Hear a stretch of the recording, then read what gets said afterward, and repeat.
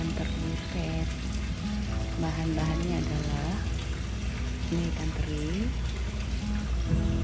bumbunya ini ada asam sumpit, cabai merah, bawang merah, bawang putih, juga ada cabai rawit.